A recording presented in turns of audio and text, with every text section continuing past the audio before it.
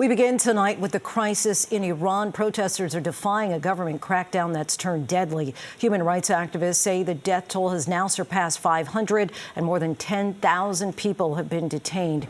Grim images are coming in tonight, including fires burning in the streets and mounting body bags of protesters. Those protests are now global, from London to Paris and several cities in the U.S., including Washington, D.C. and Los Angeles. President Trump has repeatedly threatened to take action against Iran for the crackdown. The White House is reportedly considering sanctions, cyber weapons, and even military strikes. But a top Iranian official warns that the U.S. and Israel will be targeted if the U.S. strikes Iran.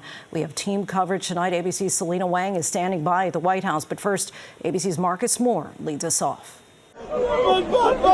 Tonight, the death toll soaring as the bodies of Iranians pile up in the streets amid the regime's brutal and bloody crackdown on protesters across the country. These new images circulating online of demonstrators in the streets and fires burning in cities across Iran. ABC News cannot independently verify the numbers, but U.S.-based human rights activist news agency says compiled data confirms more than 500 deaths. And at least 10,600 people have reportedly been arrested.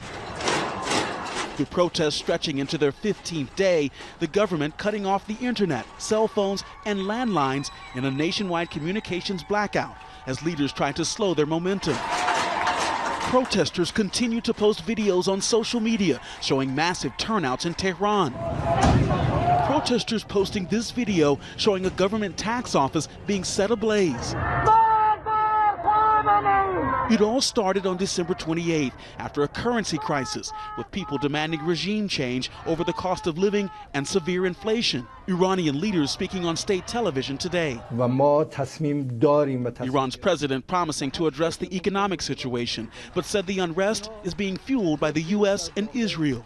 President Trump has warned Iran the U.S. would get involved if protesters are shot. Secretary of State Marco Rubio discussing possible intervention with the Israeli Prime Minister Benjamin Netanyahu on Saturday, as a top Iranian official warned the U.S. military and Israel would be legitimate targets. The anger on the streets in Iran spreading to major cities across the globe, from Sydney to Paris to London to Orange County, California. Iran has seen large protests before, like in 2019 over an increase in fuel prices.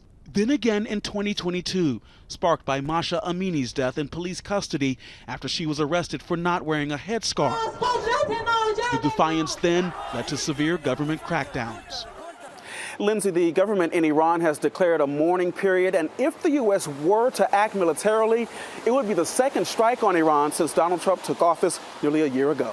Lindsay. Marcus, thank you.